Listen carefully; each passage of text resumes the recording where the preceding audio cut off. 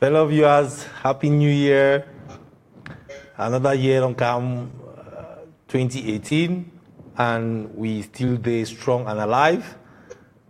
Southern Cameroon still there strong and alive, and Bazonia they still grow stronger and rising to fall no more.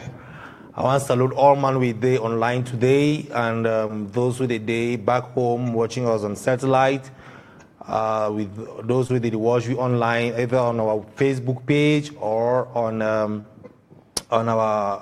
Facebook or on our website. We want to say thank you all for always being there, for watching this program, and also for thank you for the resilience way the people of Southern Cameroon as the show. That song where we sing all time and say, Ambazonia rise to fall no more. It'll be more and more real as the days that they go by, and no other time for our struggle never be so interesting and more promising as the times of today. So we want to thank all man we did for the program today, and wish we not say this year 2018 will be a year of victory for Ambazonia. It will be a year where we will come out victorious and we will sing that song inside Ambazonia. We're not going to sing again for diaspora. And when we sing inside Ambazonia, we're not going to sing and the fear says some person or should we gone, or some person go adopt we go lock her up, or anything will happen. We will sing them because now a victory song where it will come up very soon. So welcome back from holidays. Well, we'll begin a short break where we go for rejuvenate and then come back so that we'll be fresh and take this program to another level. So yeah, Mr. Derek, welcome back. Oh, thank you, Ray. Good evening, fellow viewers, and welcome to this another very special edition of Amba Perspective. There's a lot to talk about, and there's a lot of tension out there. But today we have a very special guest with us, Mr. Patrice Nganang, which we are very happy to have him on the show today. So we sure hope to have a great conversation with our viewers today. We are going to have a lot of perspective from Mr. Patrice, all the way he's in his office now. And this is just to tell Yaoundé that you cannot lock up people forever. So Mr. Patrice, welcome to the show, sir.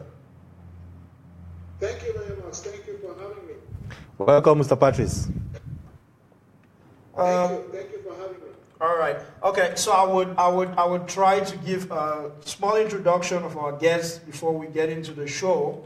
Mr. Patrice was born in Yaoundé. Mr. Patrice, I didn't ask for your details, so I'm going to try and introduce you how I found out online. You are that popular, so I'm not worried.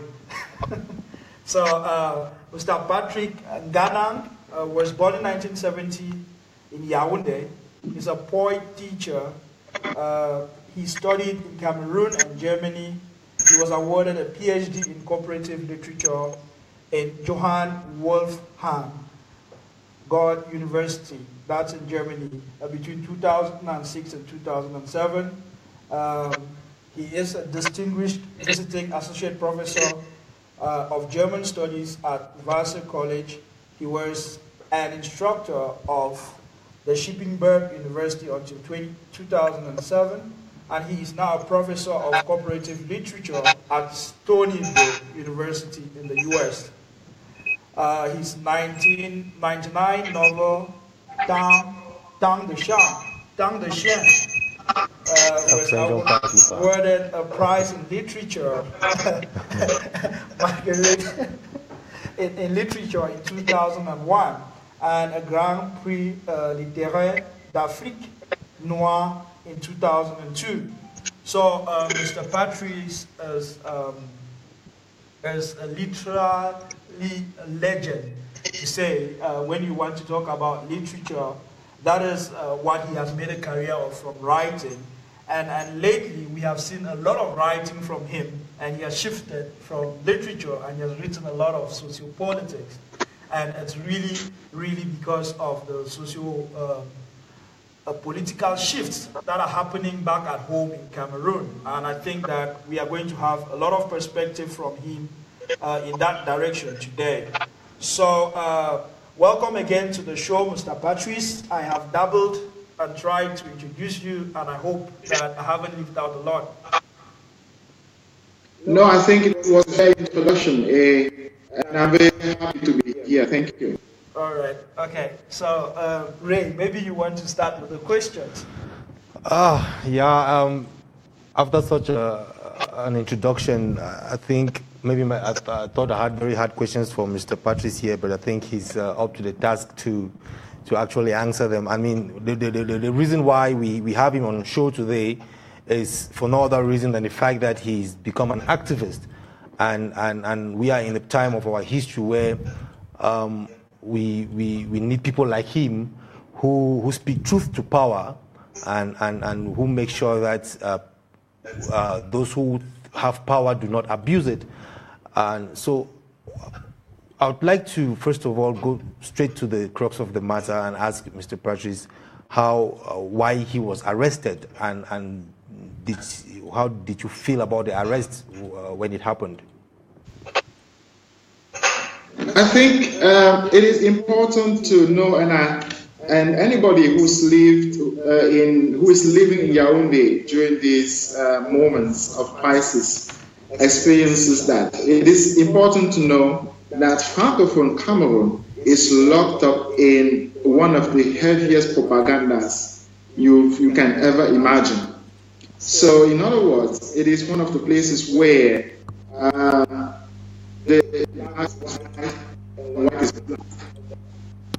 what I'm about to say is that it is impossible to have a fair presentation of what is happening in the Northwest and the Southwest when one reads French-speaking newspapers published in Yaoundé. It is practically impossible. So one is overwhelmed by nonsense. So I was arrested because I decided personally as a writer to pay my way to the Northwest and the Southwest, to live in villages, in cities, in houses, to go around all the places I wanted to visit and to talk with Anglophone Cameroonians. And then, that is the most important, to publish an account of my travels in a Paris-based magazine. That article was published 2 days before I left Cameroon. It was actually published on the 4th, and I was arrested on the 6th. It is important for me to say that because during the first 4 days of my arrest, in my cell at the PG, at the judiciary police, the political police in Cameroon, in Yaoundé, all the guards who came to oversee me were speaking to me in English. And yet those guards were Francophones themselves. So they were speaking to me in English. Many of them were calling me Ambazonia, even though they knew my name, even though they were told my name. And the third thing is that some of them actually told me, really simply casually, that I'd better say why I went to the Northwest and the Southwest, whom I met, who sent me, and what my purpose was. And I'm going to quote one guard who told me that. Otherwise, I will disappear in one of those prisons in the forest, and nobody will ever know that I ever existed. Wow. So if that is not related to my travels in the Northwest and the Southwest, I don't know what a relation can be.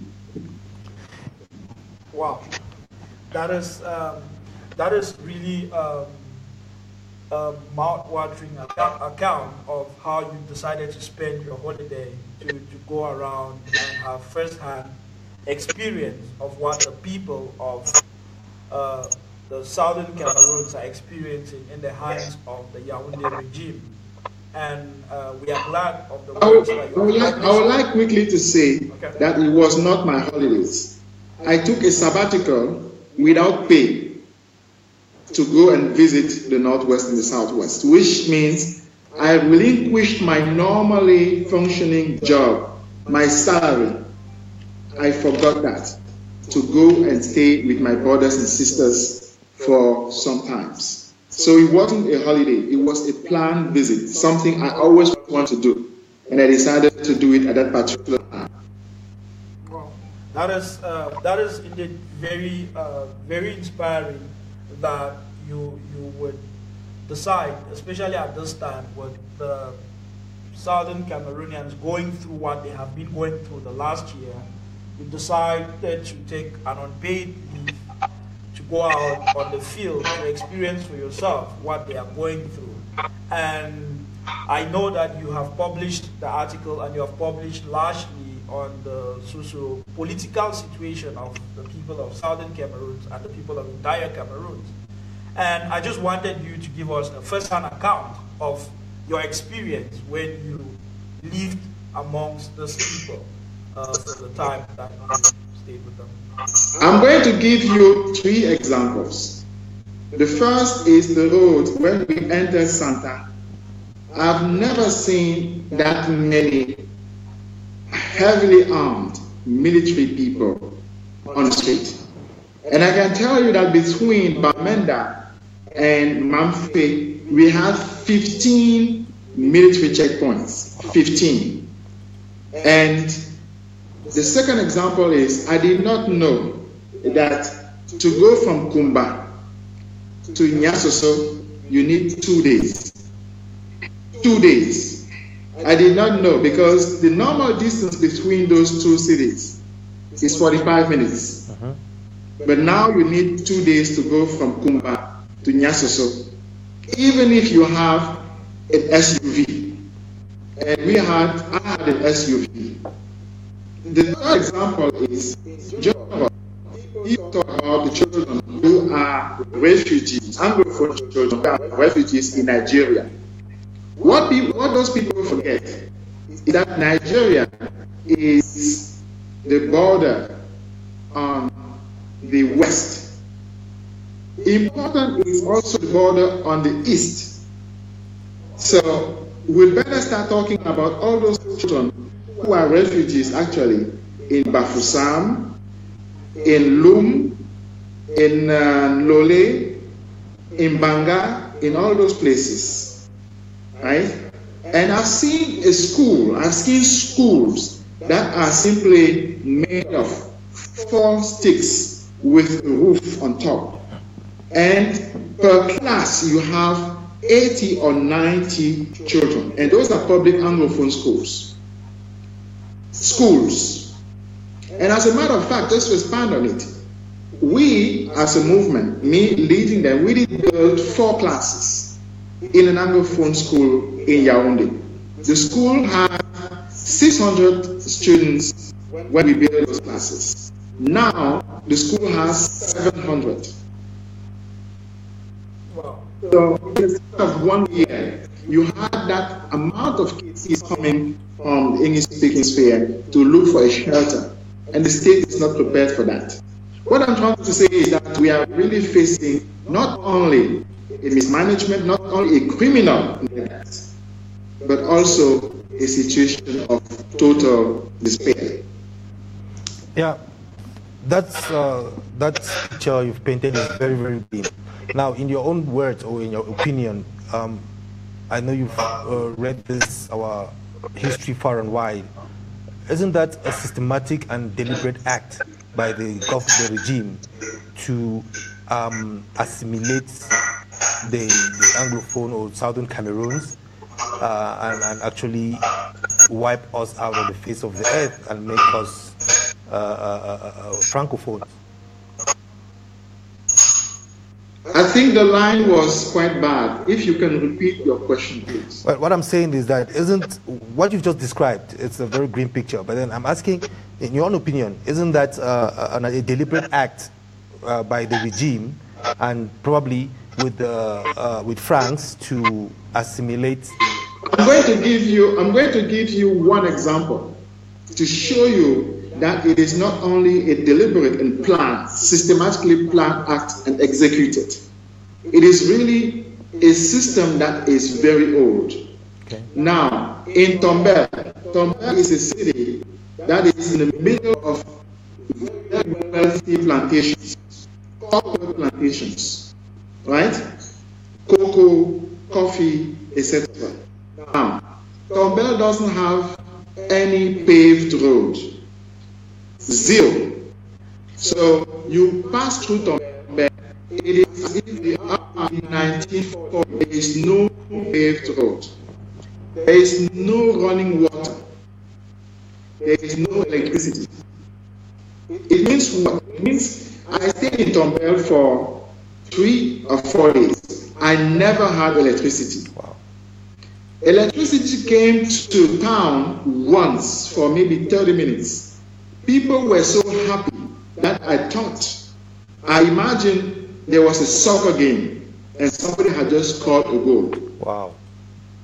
And we are talking about Tombel, we are talking about cities that are a city that's in the middle of wealthy, you can imagine the wealth.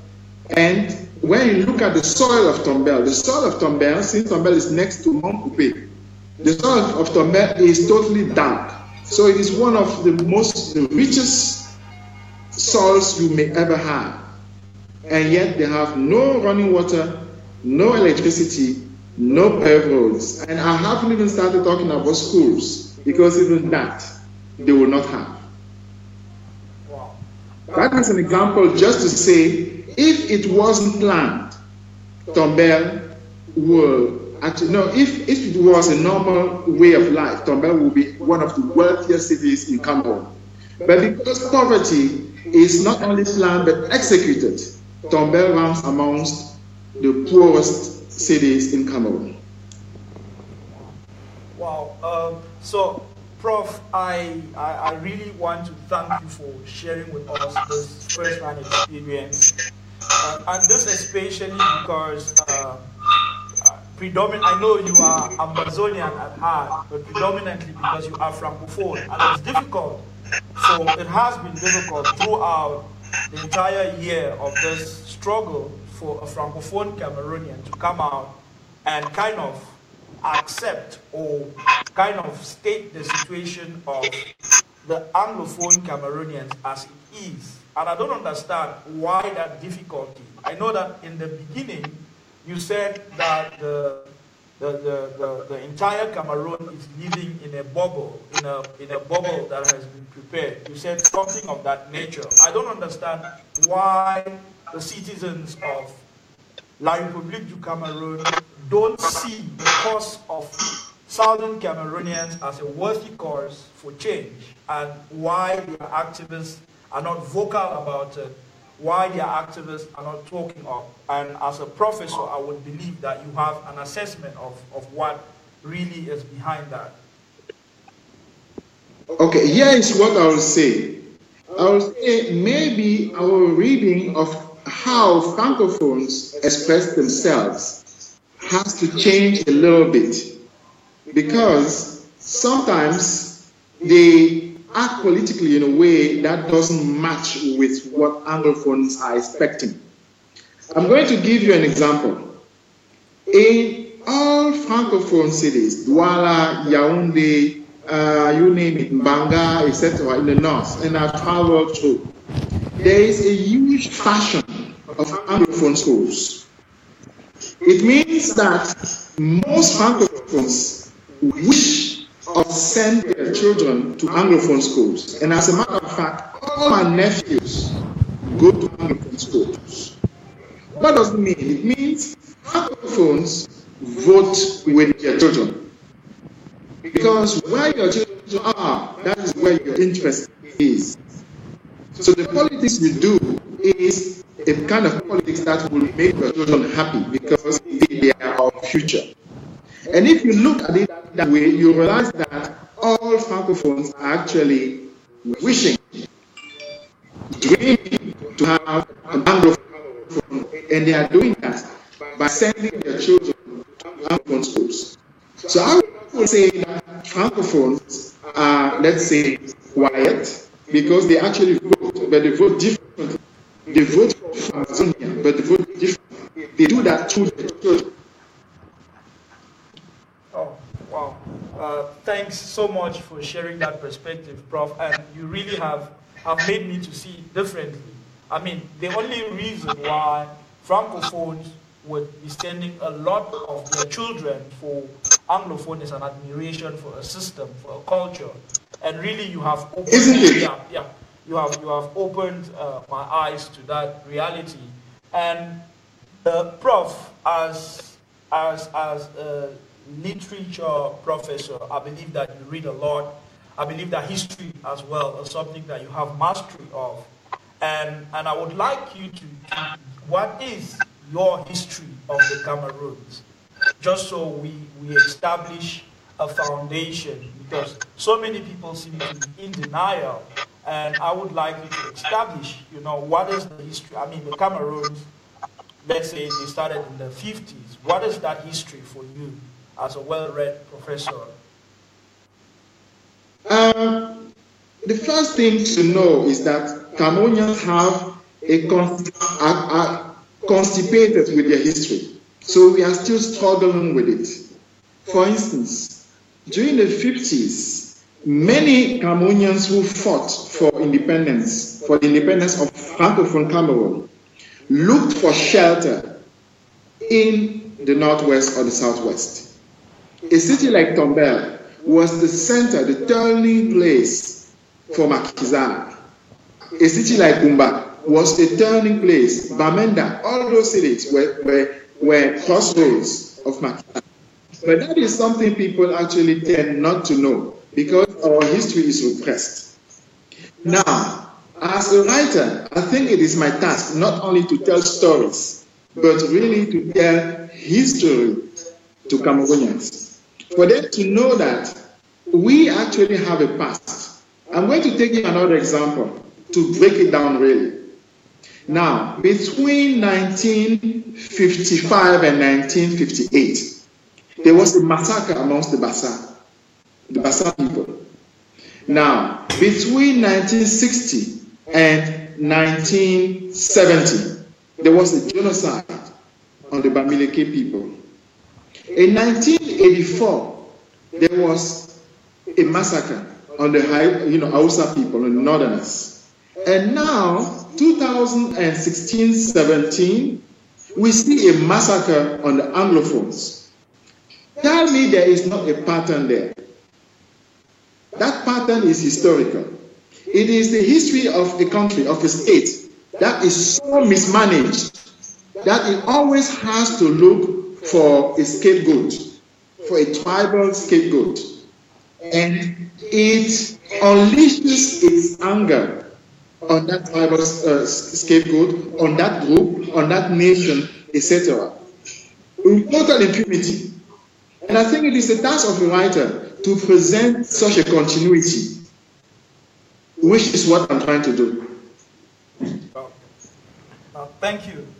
Yeah, Professor, you have a very interesting perspective about this history of Cameroons and the Southern Cameroons. I would like us to go back into your arrest. I just want you to let the people know how you found the situation in Kundenge and how is it there? Were you treated differently? Were you given preferential treatment, or you were just roped into the whole criminals and murderers? No, I would like to say thanks to you guys, thanks to the heavily organized campaign, the massive campaign, I was treated differently, which is when I entered jail, even the regisseur knew that he wasn't going to treat me like that common criminal. So I was treated differently. I was treated with dignity because he knew he was observed. He was being observed. So I thank you for that. I also thank you because when I entered jail, I was welcomed with a standing ovation by all Anglophone detainees who are there. 100, a standing ovation.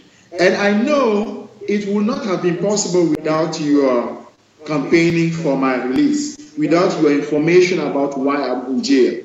And I thank you for that. What I'm trying to say is that campaigning for me, who was in jail, made the difference. But also, it gave me the public personality I have now to be able to advocate for them who are still in jail. Great. So it is not only a matter of saying that I was treated well or badly. It is a matter of saying that my trial was supposed to be on January the 19th. And I'm already free because of your campaign. It means the days of freedom are actually something that I have to pay back to the people who fought for my liberation, and some of them are still in jail. Great. I'll just have a follow-up. I'm going to do that. I started campaigning to free some of them, if not all of them, and I'm going to join your fight. And I always say that I'm on your left, which is that I am even more radical than you, because I think Cameroon cannot stay the way it is. And I would prefer the Cameroon we have now to be broken, because it is not sustainable. The country I saw there is not a country. It is not. No country can treat its people like that. Just think about it. Do you know of any country on earth that will take its own citizen and send him abroad and expel him? No. Such a country doesn't deserve to exist. It doesn't. Such a country has ceased to have the right to call itself a state. Because the person who brought me to the airport, to put me in a plane, to send me to America, to the country where thousands, millions of Africans were sent as slaves. That person was the director of the political police, of the judiciary police. So it was the state itself that put handcuffs on my hands to put me in a ship of the 21st century and send me to the Americas. That is amazing. To do that to a black man is criminal. To do that to somebody of your own kind is massively criminal. But to do that to a citizen of your own country is a proof that you do not deserve to call yourself a state.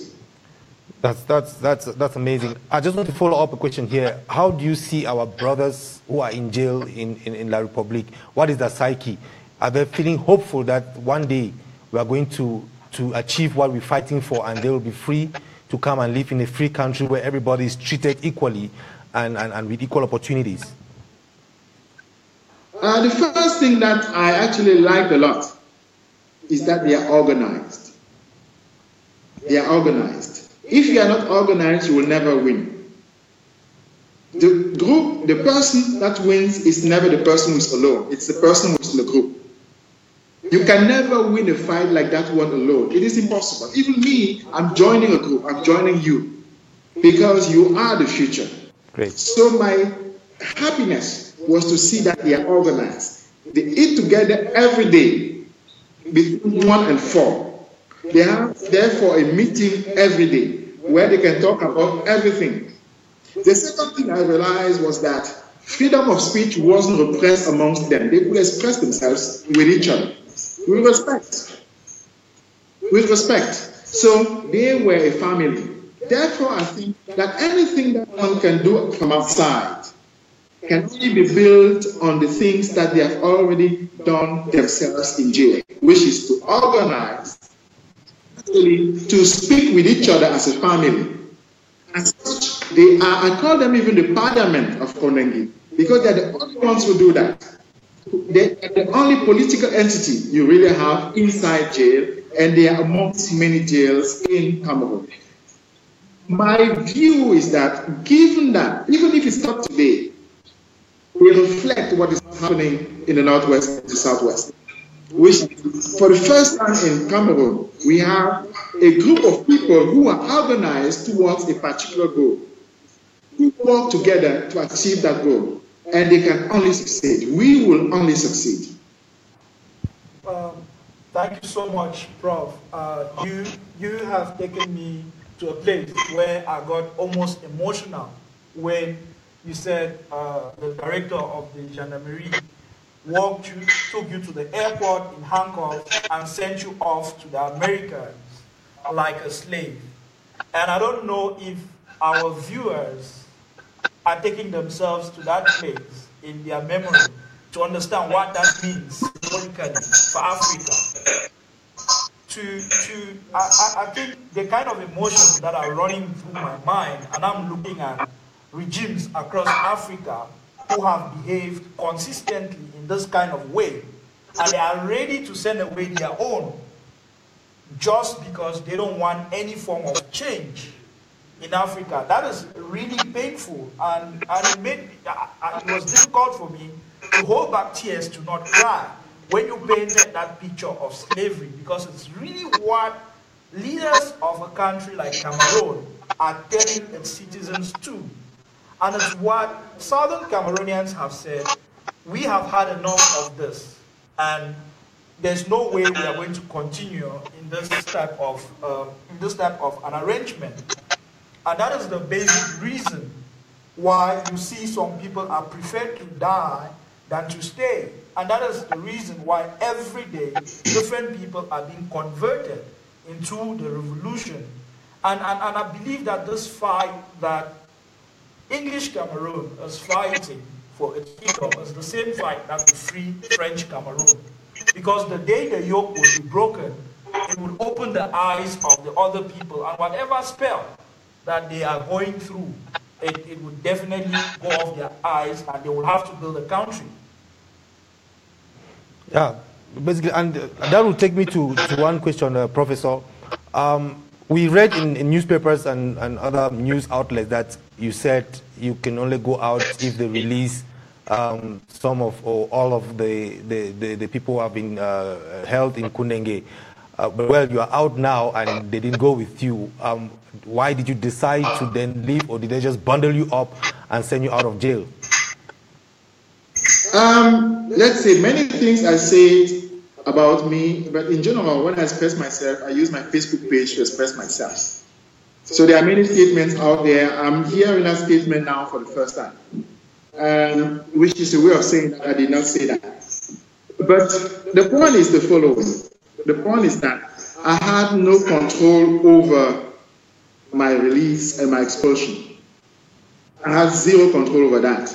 The only thing I could do was to delay it, because instructions came from the Minister of Justice that I should be expelled. An instruction came from the same that I should be freed. So I was stunned myself when I stood in, and we were all stunned when we stood in, instead of the judgment, I was prepared to defend myself.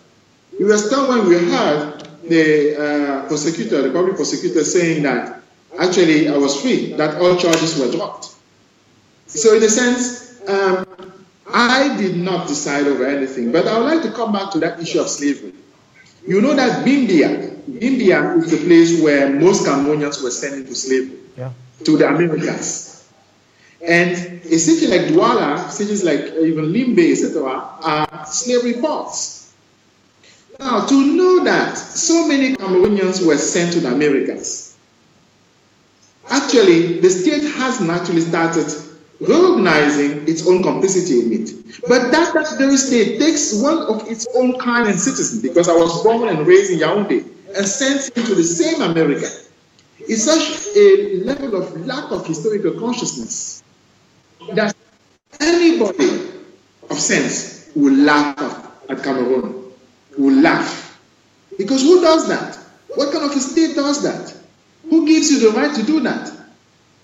Who do you think you are? Has any state ever carried a baby in the belly for 9 months? Any state on earth?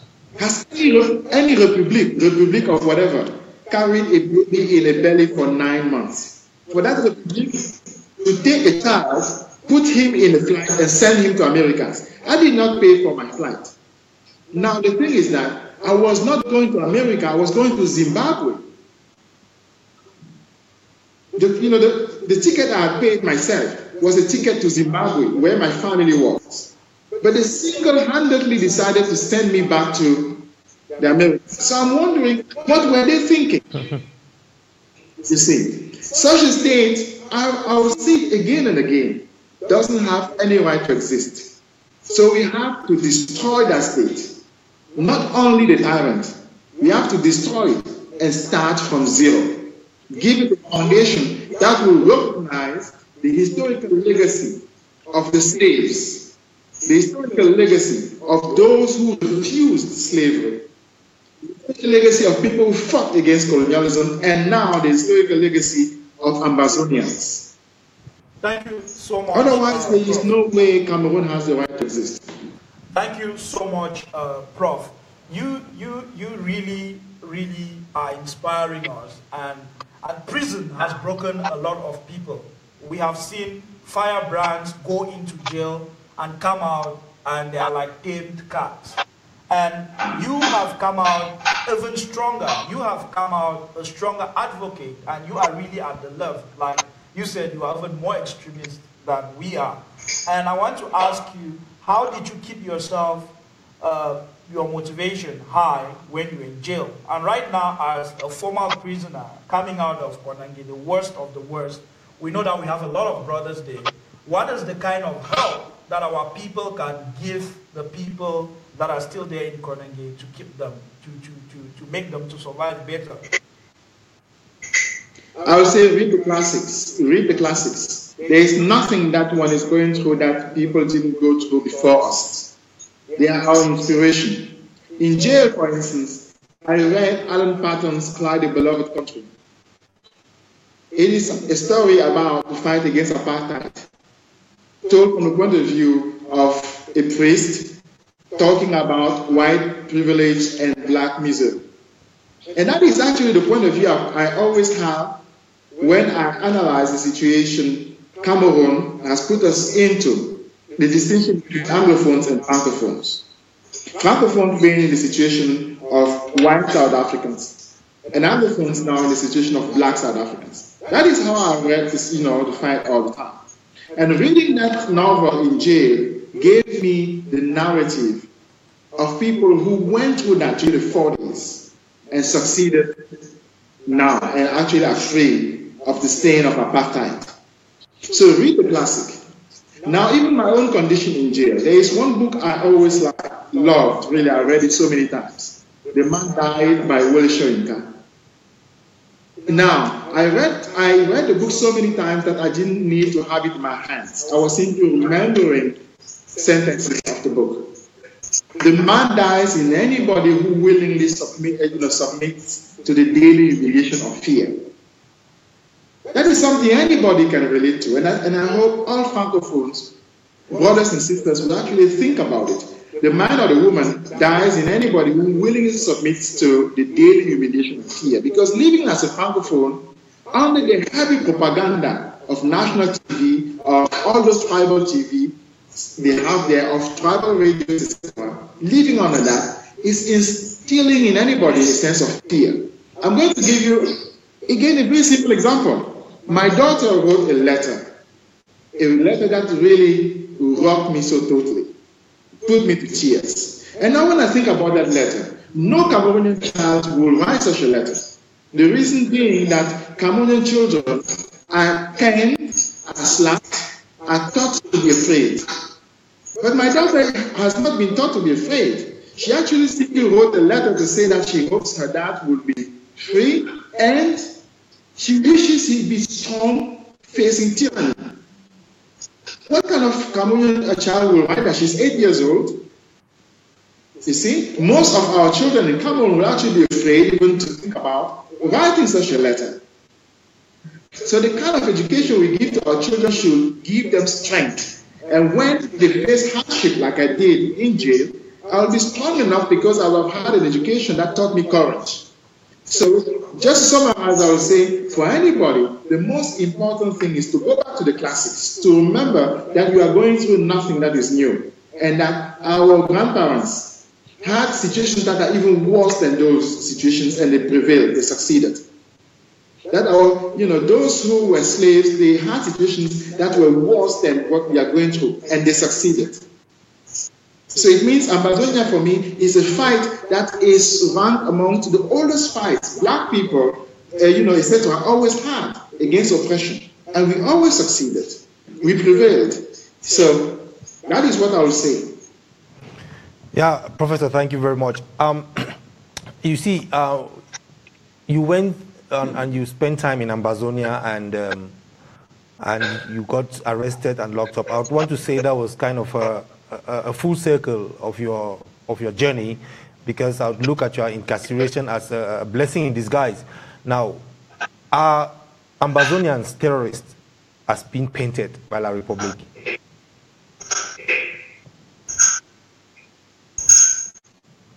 Can you please repeat the question? I didn't hear the end. All right, I'm saying, after going through Ambazonia and gotten incarcerated, and you've experienced the Ambazonians both in Ambazonia and in jail, are they terrorists as being painted by La Republic? How they are being painted by La Republic? Are they terrorists as being painted by La Republic? Oh yeah. We are coming back to propaganda, isn't it? The only thing that's left when the country cannot manage itself, when the country is wicked, when its leadership is wicked, it's propaganda. You may really remember that no Francophone newspaper writes the word Ambazonia. I mean, type it. So I wrote an article where I wrote Ambazonia just to test it, a testing case, and they all removed it. This is just to give you an example of a word, what a word can do. Ambazonia, they removed it.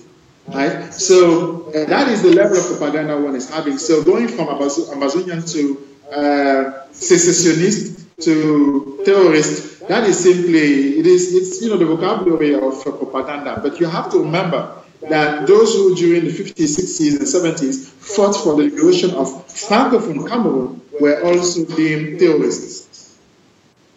And by the way, Nelson Mandela was deemed terrorist too. So I don't have any issue with it. I simply don't have any issue with it. What is important for me is to strengthen the spirit of the people who fight against oppression. And I think they will always have to know that there are people who are on their left and who speak French, who so hate this government, and who so hate this state, that they will do everything they can to have this state disappear. And I am amongst those people. And I would like everybody to really remember that the fight is not about, Anglophones who are terrorists. No, it is about chasing beyond, destroying the state of misery that is built, and making sure that one has a platform where Cameroonians can build their own happiness in their own terms. If they want it to be in different states, so be it. If they want it to be in one, so be it. If they want it to be in four, so be it. But nobody can force anybody to leave the state. Nobody has the right to do that. Yeah. Thank you again, Prof.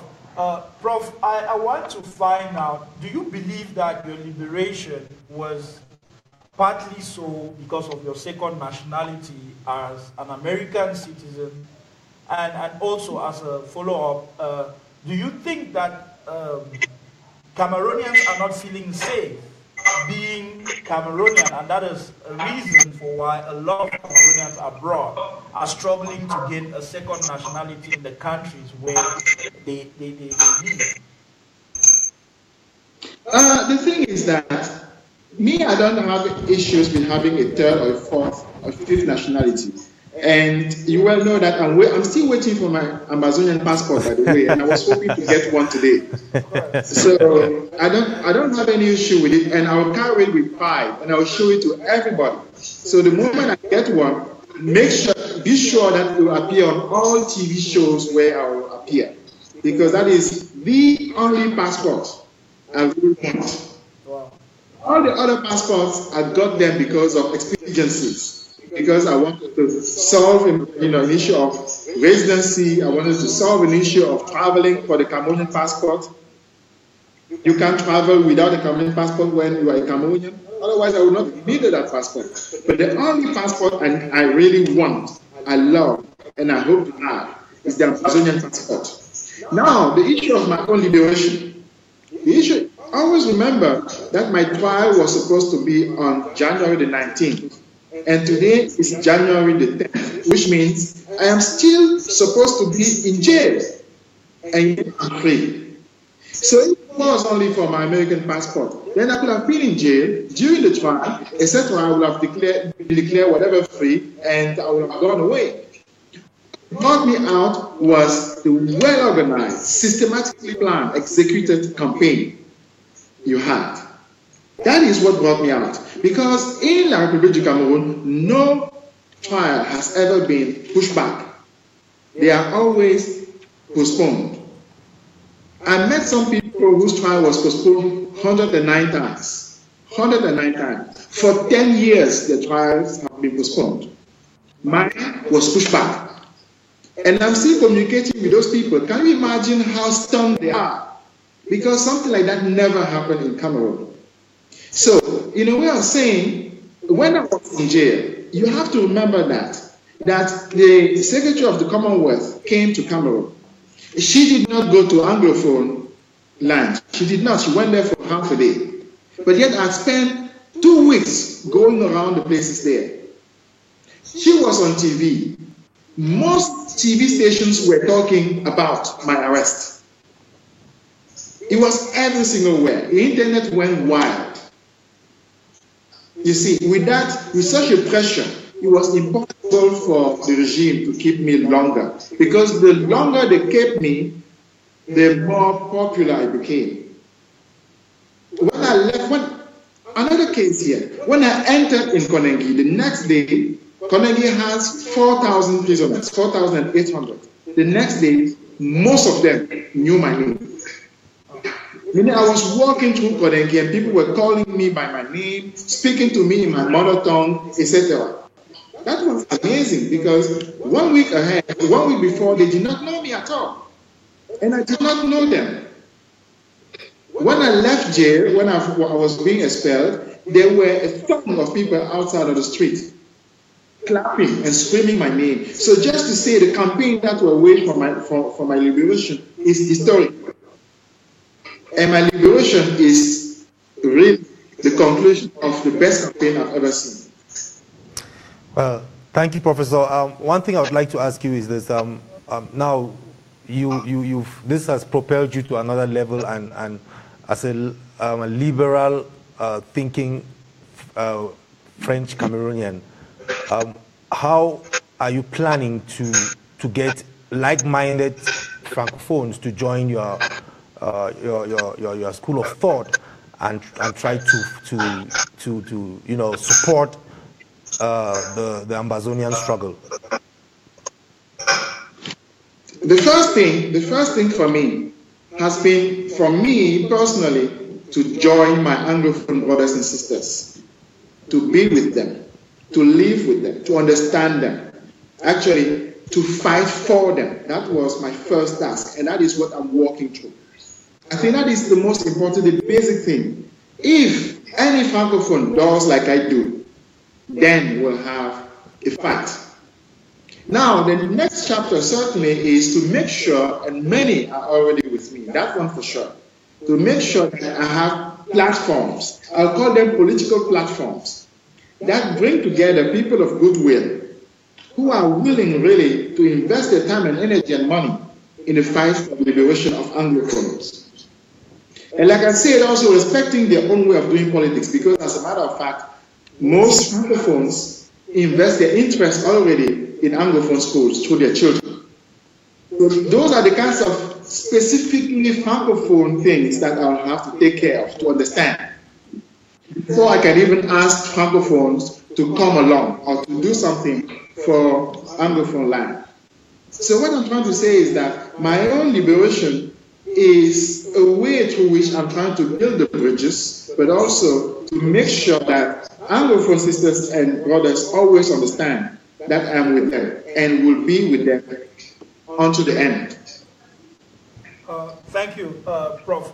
So that was the question I wanted to ask you now. I wanted to ask you, why would you think is the problem Francophone or Cameroonians in the east of the Congo, what's the issue that they cannot unite behind a common objective? Because some rather spend a lot of time and energy calling out on Anglophones to stop what they're doing, to stop advocating for their freedom. And why can't they rely on, why can't they put themselves together, unite behind a common goal, like Ambazonians have done? We have united behind a common goal, and it's freedom, and we are dying for it every day, but we keep going. So why can't the Francophone Cameroonians find that common goal?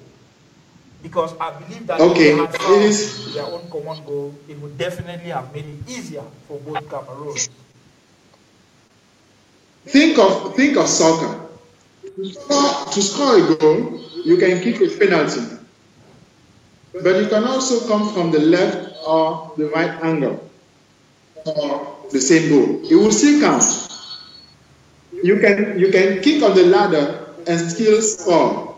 It will still count.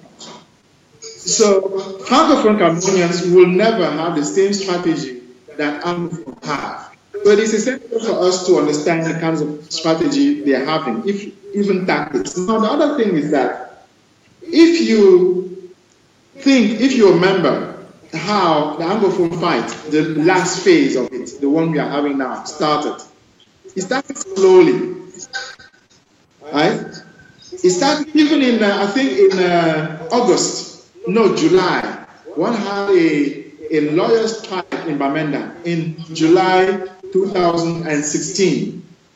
One had a lawyer's strike. Nobody knew that it would end up being what we have in July 2016. I remember giving an interview saying that that is a good sign. But none of us knew that it would end up being a war, right? So it started slowly until in October, November, one had a small acceleration, and then in December, etc., etc. No truck can start speeding. No movement, popular movement, can start in speed. It is impossible.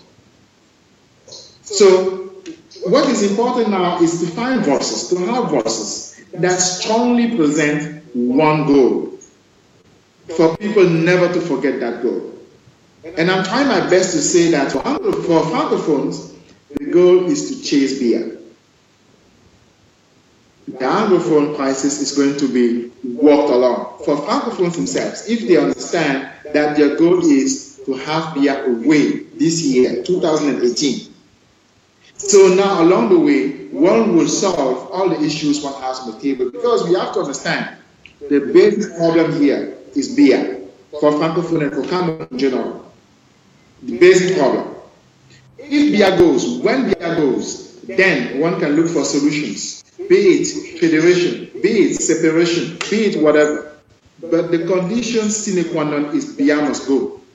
So if that comes back on the table for Francophones, then they will be mobilized. But somebody has to be steadfast and to say it all the time for people to remember that, which is what I'm doing and which is what I'll be doing all along. Thank you. Thank you so much, Prof. So, Prof, as a way forward for the common crisis in the Cameroons, in the wake-up of the arrest of our president in Nigeria on Friday, what do you think is the way forward for the crisis? What is your outlook? Yeah, but you saw yourself, it has, of course, I'm totally against his arrest. He should be a free man. I'm going to talk to his wife to make sure that she understands it this way. I have a contact, and I'll keep in contact with her all along. I'll do my best for her and for his family to actually remain steadfast. I'll do what other people did for my own family and for me, right? So I'll pay back if you want. It is quite natural and normal. But what is important is that movements of today are leaderless. And you could see it yourself when you had a ghost town, a massive ghost town still, even though he was arrested. So that is essential to know. It is that the fight goes on. It is that the struggle is not the struggle of one man. It is the struggle of a population. The struggle is not the struggle of one person, of one leader. It's the struggle of the women and men who are on the street. It's the struggle of the people who actually feel hardship. It's the struggle in Tombel. It's the struggle in Boya, Kumba, Nyasoso, etc. Santa, the struggle of the people who actually feel the pain of living under oppression. And that one is not the struggle that needs a leader. It's the struggle of every single person who is him or herself a leader. So with that, I will say the case is solved. The struggle goes on. It goes on.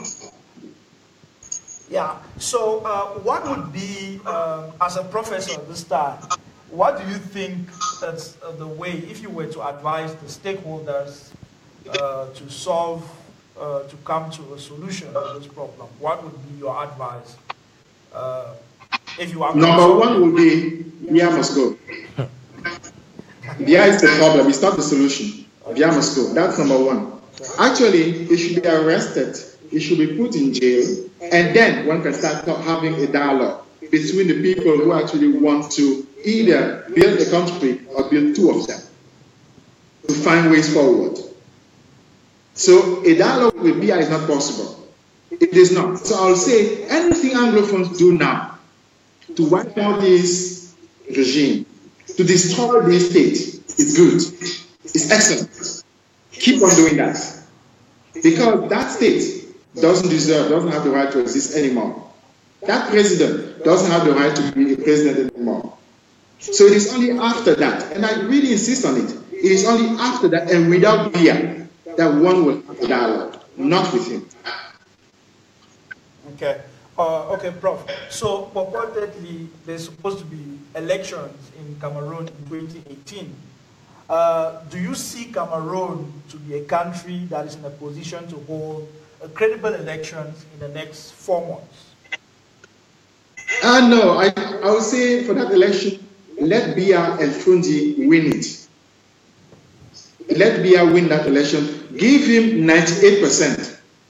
No issue. But the struggle goes on.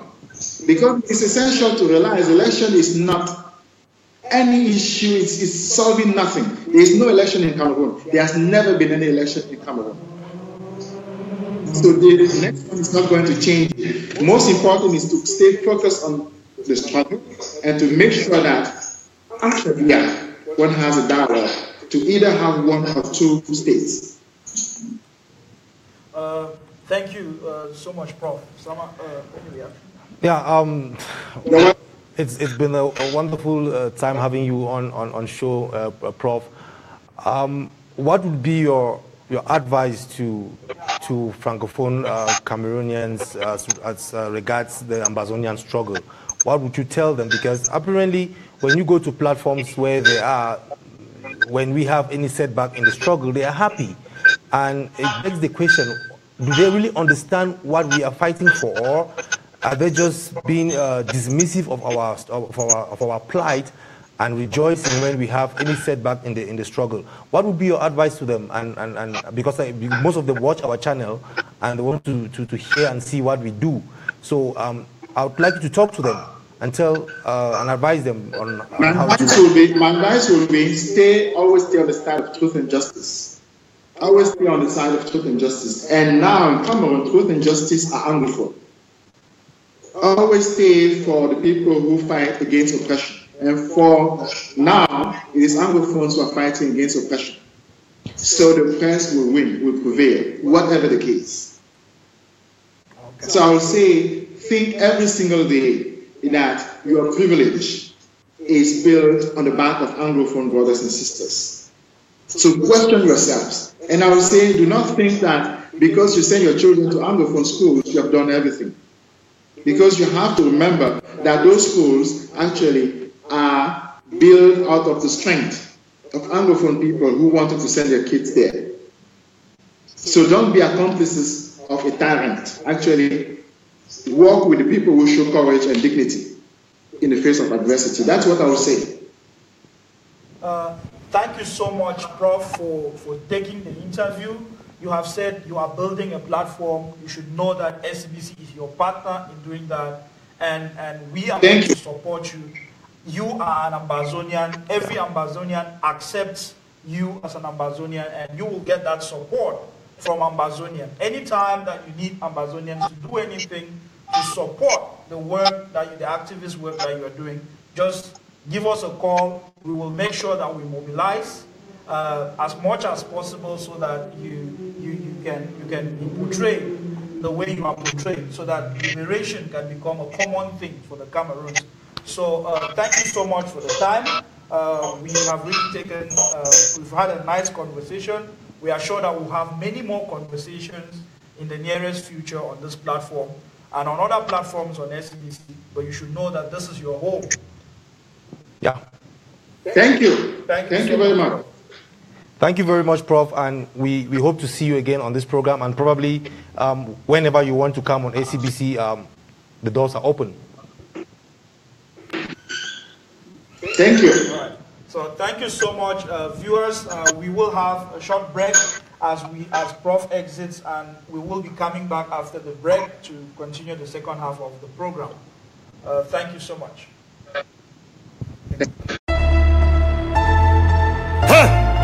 Problem there. Problem there. Problem there. Papa God, you there for heaven, the Louis who go remain a so. The situation inside this moko, the make money head the banjo. Papa God, I there on my knees. Me, I want be us for air. Then a fencer with money, make it office second be say my best man. Let you pay 10 money bella. Make it pack and they stay with me for Kumba. Come this bigot, come in Dangote, and then we all the properties for me. Wow, let them suspect me. I not do not to let them suspect me. If I see you like I'm a user that they can achieve what achieve. No. Wow, let them suspect me. I not do not to let them suspect me. If I see you like I'm a user that they can achieve what achieve. No. Wow, let them suspect me. Anything I do, let them suspect me.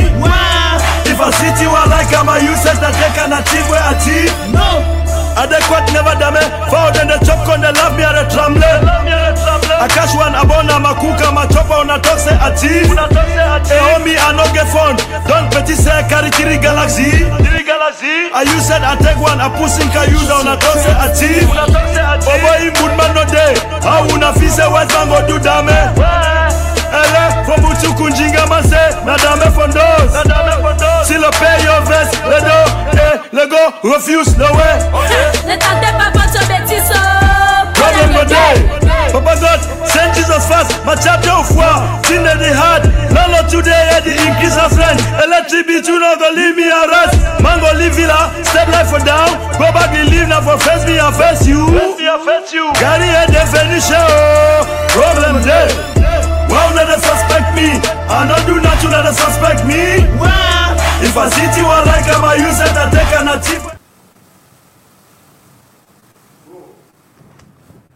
Yeah, welcome back to the show.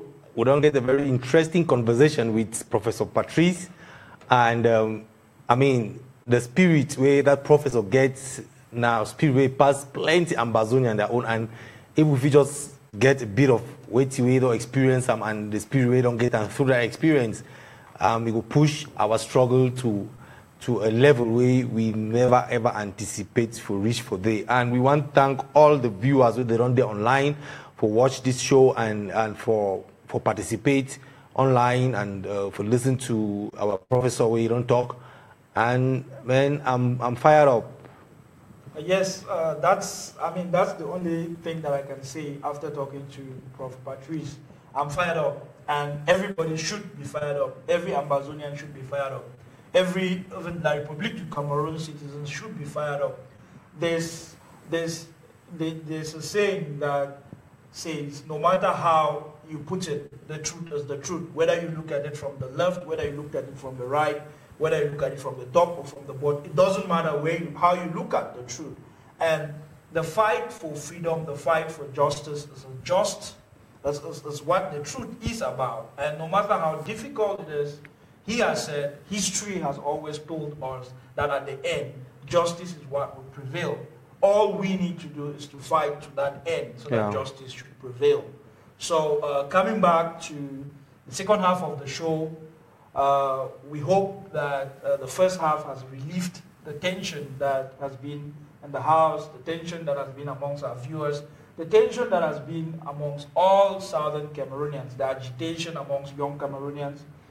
When we look at our inbox messages, since the arrest of our president in Abuja, Nigeria, and most of his cabinet members, our young people have been agitating, and some young people are saying we are going to burn this whole country to ground, and we are saying that that will not be what our president wants. There's a lot of agitation going on, and this second half of the program, we really want to have a conversation around the things that have happened over the last 4 days. We now have established that on Friday around 7 p.m., our president and members of his cabinet were arrested in a hotel in Abuja, Nigeria. And what we have learned, when you put the information together as it's been coming out over the past few days, you would realize that this was supposed to be done in silence. Nobody was supposed to know. And had it been nobody knew, probably we wouldn't be talking about it now, because they would have just disappeared and nobody would ever know. But as God always says, that there's always a way that God manifests himself, and somehow that plan did not go as it was supposed to go, because we knew that our president and his cabinet have been abducted, and we went out and we sounded the noise. Our Nigerian brothers have heard the noise. We've got probably the best lawyers in Nigeria on this case, holding the government of Nigeria to account to make sure that whatever happens to our leaders, it should be according to the Nigerian law. And our lawyers, if you have listened to BBC, if you have listened to RFE, if you have listened to local channels in Nigeria, our lawyers are all over media telling the government what the law says about what has just happened. And there are a lot of analysts around Africa, political analysts around Africa, telling the Nigerian government the repercussions of what they have just done to make our leaders to disappear, trying to deny it. A lot of political analysts around Africa are telling the President Buhari that this is really going to destroy his image as an African statesman, because it's almost unheard of that this is the first in history for a government in exile whatsoever to an entire cabinet to be arrested in the country without a warrant.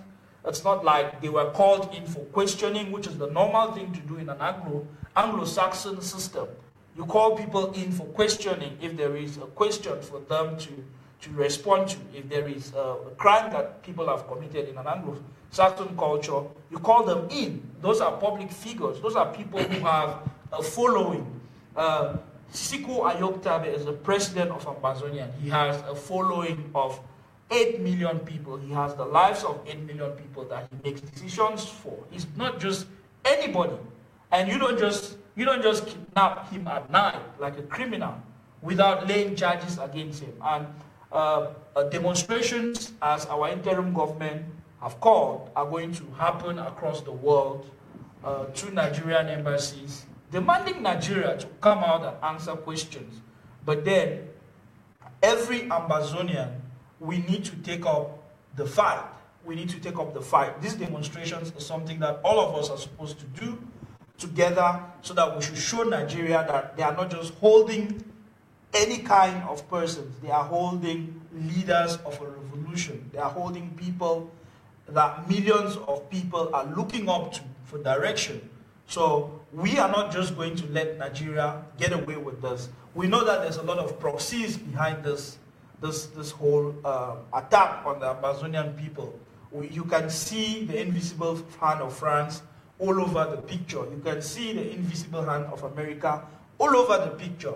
But what we are telling these first world countries is that we will not back down. This revolution is an ideology. It's not a person. And whether you hold people, take them to prison, take out the revolution out of them, you will never take out Ambazonia out of Ambazonians. This movement is going to end up with us installing our government in Boya. That is the only way out of this thing. And the entire Gulf of Guinea should start looking at ways to deal with that reality. That is the only reality that we Ambazonians are going to take when we have our own independent state. Yes, it's going to change the entire geopolitical dispensation of the Gulf of Guinea. There are security concerns, there are economic concerns. All of that we understand. But we have been pushed to a place where the only solution is our own country. And the Gulf of Guinea needs to adjust to that. The West, the whole world needs to adjust to that fact that Ambazonians want their country. And that Gulf, this is our right. This is our God-given right. History puts us there. Every single fact, the law puts us there. That is all done for a reason that we are supposed to exist there as a people. And the world needs to deal with that. The world needs to get over their whole keeping the status quo as it is. Nothing is going to stop us from moving to Boya. And taking away our president, taking away 9 of his cabinet members, doesn't change a thing about the direction to which we Ambazonians are taking. Yeah, you know, whenever we talk, say, this struggle, na God ordained struggle, sometimes plenty of people believe them. In fact, the plan act where Buhari and the boys, they don't plan for take our leader.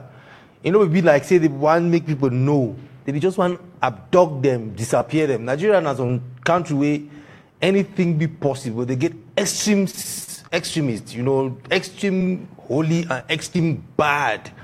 And the badness where they decide for round up our leaders in Rambo style, for carry them, they will just disappear these people, and we know forever know what will happen. But God come inside, tell them, say, now you put this struggle, and no person no go stop them. Now why that way? In the midst of all that, we will get information, say they don't abduct our leaders, and we blow the whistle. And because of that, Nigerian government not do anything further. All the plans, the way they plan and will have Republic and the Franks and whichever power way they in that planning, it failed. Not be by mistake. Now because this fight, it be just, and justice to always prevail. And you know, it really bring me back to one basic thing. The world and La Republique and whoever they connive to do this thing, nobody come to the realization, say, we no go stop. You know? If they start go back to when this thing start and the crackdowns and the killings, and the arrests, and you know, all these things where they do them, the more they do them, the more we get hard skin and the more we continue to progress. And we did like what? Starfish, you cut one of the star hand, them, it will grow back. And it'd be very, very funny, say the world leaders who think say they get brain and they think well. They think say that by taking out the head, the body will just collapse. No. One thing we need to tell our Republic with that their funny way for the work and convince people, they say, now the way that will go. Now say this struggle, like ideology. Ideology not just the way they will put ahead. You know, if you think of all my head finish, the more you take one, the next person to take and go forward. And we thank God say they arrest our leaders, because at this point in time, people in the way they don't even know about this struggle at all. But now they know.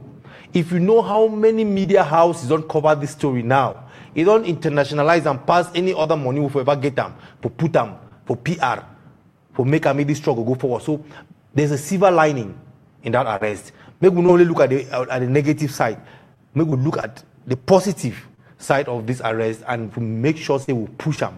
We continue to tweet, we continue to tell every friend who will get in the world, we get anything to do with any government, but tell them, say, Ambazonians are here to stay. We know they move 1 foot backwards. We only move 10 foot ahead. We don't go stop this fight. And we want for one La Republique, say the way that they radicalize the people, because right now, what they don't do, I say they don't take our radicalism tenfold ahead, because some people in the way they don't fold their arms, they wait, they watch. Now they don't say they don't go watch anymore. They are in the fight. And I like the fact, say, the more that they use force on we, the more we become stronger and stronger every single day. And as there we talk, now one bus stop will get, and the bus stop then have a boya. And until that day, make La République, make France. I don't know how Nigeria get involved in this negatively, but I just pray God say they think they will come realizing a mistake. They don't make and they apologize and then release our leaders. But make the wickedness of France and La République, make they don't feel say will prevail, because the goodness of man and the people of Ambazonia will prevail for this fight, whether they like it or not. Exactly, Ray. There's nothing that is going to hold the last Ambazonian back from wanting freedom. And this is freedom that is well deserved. And the one thing that we need to start telling the West in particular about them wanting the status quo, which is what pleases them, pleases their security, pleases their economy the way it is. That is what pleases them. But we need to start telling them that the status quo for us has changed. And that status quo, it's only going to stand where Ambazonia is free.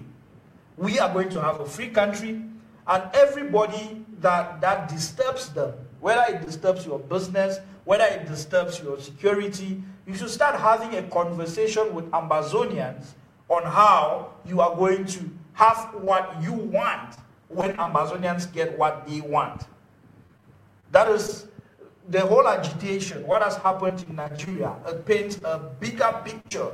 And the problem is the worry about the security of the Gulf of Guinea, the economy of the Gulf of Guinea. And the message that we are sending to all the countries around the Gulf of Guinea and the players around the America, France included, is that Ambazonia will be free. And the conversation they should be having right now is having a conversation with Ambazonians on how things would function and every other thing would be fine. Because if our freedom would break the Gulf of Guinea, really, so be it. We have been in chains, we have been slaves for 55 years, and it never bothered these people. They enjoyed the status quo that they have been enjoying. And right now we have broken out and we are moving. And the first thing that Ambazonians should take away from this kidnap of our leaders is the relevance of our movement. Is the relevance of what we are doing. So many people have said we are wasting time. Now the question I will ask you is, if we are wasting time, why would they kidnap our leaders if we are wasting time? The only reason is because they want to stop them at all costs. They want to stop them at all costs. They have seen how far we have come. They have seen. When you observe somebody's work, if you look at somebody's workout, you know the game that person is going to play, and you can almost predict.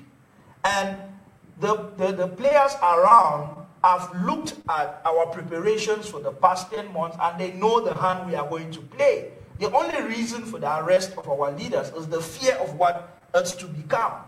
But that is a reality that we are supposed to go out and tell all the parties involved in this thing that that reality is a reality they must deal with. That is the only reality they must deal with. There's no bending around. We have seen leaders gone to prison and come back, different people. That didn't change us. That didn't change us. You can only cage a bird, but you will never catch the song that that bird sings. The words of Mr. Atta Milan, when our leaders were arrested, he said, you can only cage a bird, but you will never catch its song. And this song that Ambazonians are singing, this song of freedom, it's the song that nobody would catch. Britain was the greatest empire when America fought for its freedom. And the people who fought for America's freedom, the likes of George Washington, they had primitive weapons to compare to the royal force, the British force at the time. They were few and far in between. But all they had that got them to win and build a new world, America, was a resolve. It was a heart for freedom. And that is what built America, the America that we see today. It was a resolve that they have made up their mind to want freedom. And that is what we Ambazonians have made up our minds to want. That is the spirit that Mancho BBC planted. when he came out on the streets of Bamenda with his own coffin and said he was ready to die for his country, for his people, to be free. And we are all ready to die. Our leader has said this over and over in his speeches, that this struggle might take all of us away, but the only thing that this struggle would do is that it would end with freedom. Yeah. And that is it. I guess what we basically want to say, make we not feel discouraged. Because after the arrest of our leaders, we get a lot of calls. People are asking us what's the way forward, what will happen, confusion the day back at home. But over time, as we don't realize what to be actually happen, we realize say this arrest is just the tip of an iceberg. The truth about this, I say, this our revolution touch the nerve center of the West. It don't make any realize say we are actually moving to Boya, like it or not. And they want, the world they play in a game of interest.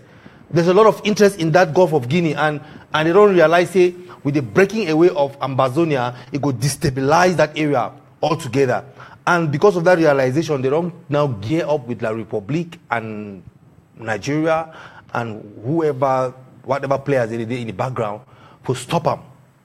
But my brothers and sisters, now the time this way, we look at increasing our donations, we look at increasing our passion, because now passion brings me for where we are right now.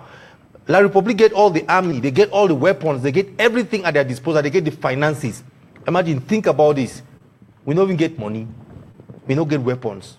What do we have? Passion and a belief and the truth. Say we are the people of Ambazonia, we want that nation. So now the time for this struggle, where we supposed to rise more, increase our donations to the struggle. We give a rise more and increase our commitment. Over the past week, I can tell you now, I realized over the past week, say, those of our brothers and sisters back at home believe in this struggle more than even those of us in the diaspora. The kind of calls where they get them back from home, they want to know what is happening with the president. Because they are concerned.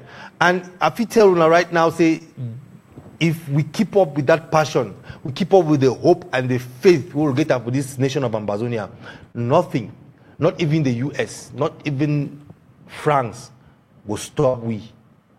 And we will reach Boya by any means possible.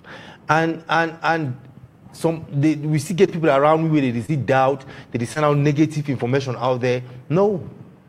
I want to tell those people, they say, now time this for rethink una position, come out, because this train don't move. If you not join this train now, by the time you think to join the train, it will not be too late. Ambazonia is rising. It's rising. And because of the way we rise, they make the West, make we look at this, I want to talk this very well, make we look at this arrest in a very positive light. If we know the make noise, the person way want quietness, no go holler you. Now the noise way Ambazonia don't make them all this while. And they hear people, they come out, one they make negative comments, they think say this arrest now because we know we be ready. This is a revolution. We're supposed to expect this kind of things. People will die, people will go to jail, people will disappear. And if we never even think, we will never even come to we will not resign ourselves to that realization, say, na so this thing go day, and then we are fooling ourselves.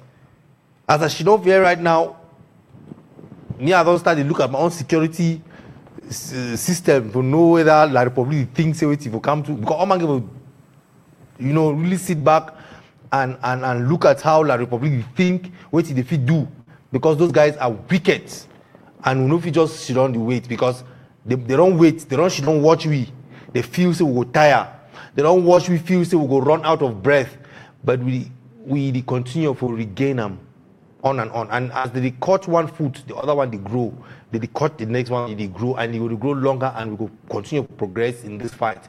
So I the one just let this out so that each and every one of we know say this fight now we get them. Now each of we get them. Make no person no look at another person feel say that the person go we get this fight. Our brother Patrice, we we don't talk a while ago. He talks to the arrest of our president and some members of the cabinet. It not been anything because the fighting are in we, the people of Ambazonia. And now only we will take this fight to the conclusion of in Boya. So make no person no relent. This one at the time to put on our the strength will come now more than before. Thank you so much, Ray, for that motivation. I think every Ambazonian understands that the arrest of our president and his cabinet it's a sign, it's a signal that we need to take it up to the next level. And I believe that it's the finishing line that we need to take it up to. And we need to take it up in our activities. We need to take it up in all the things that we are doing in the revolution. And doing all those things means that we increase our risk, risk of assassination, risk of arrest, but all those risks that we are increasing, it's because we are looking for freedom for the next generation. And we cannot stop. The only stop is when there is that freedom, when we are building a truly free country in Africa where people would long to come to, like people long to go to America, calling it the land of the free.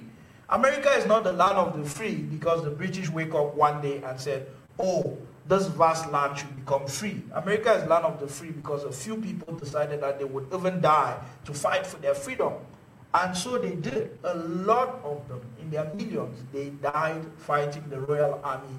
But then at the end of the day, that song, that freedom, became what it is today. And it's what the new world America is. It's what the new world Ambazonia would be. It would be freedom. With us in it or without us in it, there's freedom that is going to happen for Ambazonians. And for that to happen, we all need to play our own parts. Our government has called for demonstrations in Nigerian embassies, and they have given instructions to country coordinators who will be arranging these marches. Right now, as we are speaking, there's a live demonstration going on in Washington, D.C. at the Nigerian embassy, asking the Nigerian government questions, because that's what every Ambazonian is supposed to do right now. Professor Patrice talked a lot about the campaign that we pulled off to free him. Remember the Free Patrice Nganang tweet, hashtag that we made, and everybody went out on Twitter and said, free Patrice, free Patrice, free Patrice. His university finally caught up with that, and his students went out and tweeted, and that campaign, as he said, it was gaining momentum. And the regime in Yaoundé realized that they are making this man too popular and too strong, and that is what is going to kill them. And they moved his trial almost a month back, the first in Cameroon history. That's a landmark event, and it's something that people should. That is what a campaign can do, and that's the campaign that we have to give our president and his cabinet members. That is the campaign, and now we have to target the government of Nigeria. We have to target the institutions that is the AU and the UN. That is the Commonwealth. That is Nigeria. That is the big boys in Africa, Ghana, South Africa. We need to launch these campaigns and really campaign for our plight, for the plight of our leaders, to ensure that the world knows that nobody ignores it anymore. And when we do that, the only thing that would happen is the way it happened for Professor Patrice. They will be freed. They will be freed. So we are starting that campaign. This campaign has already started. You need to join that campaign. Find the hashtag FreeTisiku on Twitter. Follow that hashtag. Every day, the Twitter warriors, they come up with sample tweets, and you can tweet those tweets, or you can retweet the tweets that are already being tweeted. The Nigerian legal fraternity has gone all out on this. The African Bar Association gave an ultimatum to the Nigerian government yesterday that within 48 hours, the Nigerian government will have to face a legal proceeding against it if they don't release our leaders, and even pay damages for taking their lives away, for taking them away from their people, and probably an assessment for them to pay reparations for what they have done, because it's really damaging. Lawyers like Femi Falana, human rights activist, probably the best in Africa. His records against the Nigerian government on human rights matters are very open. You should look up to that. You look up at that. You will see all of them. He has taken this cause as his own. He has already given probably 4 or 5 interviews with newspapers, with Radio France International, with BBC, with CNN. So we will play an excerpt of one of his interviews. I think the one with Radio France International, just so people back at home who might have not heard that should listen to what our lawyers is telling the world about the situation of our leaders.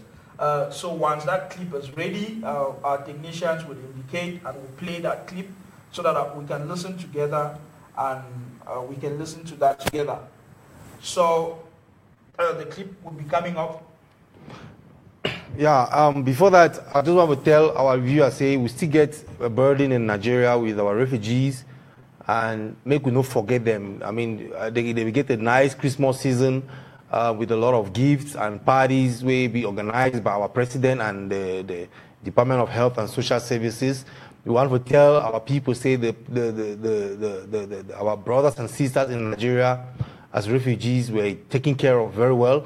And we plead for more funds and more donations for coming, because actually our president will hold a meeting to discuss the plight of our brothers and sisters there, because rainy season they come and at time we go bring sick, they go bring cold, and we want to see how they go fit, sort them out. Unfortunately, the Nigerian Secret Service can't bottle them up. And go. But then we know if we sit on back, not do anything about them. So we want to still continue to raise that campaign. Say, this our people need our help.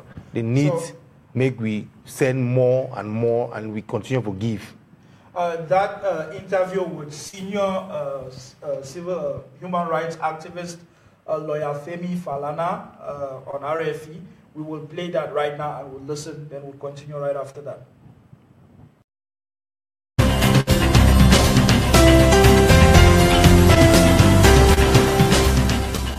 As Africans, they have human rights to freedom of movement and freedom of association, as well as a right to self-determination. They were gathered in Abuja to meet in exercise of their freedom of assembly when they were reported to have been arrested by security forces in Nigeria. Being foreigners, if you are going to arrest foreigners and you want to take them out of your country, you must do that under the Extradition Act of Nigeria. But there's no extradition treaty between Nigeria and Cameroon.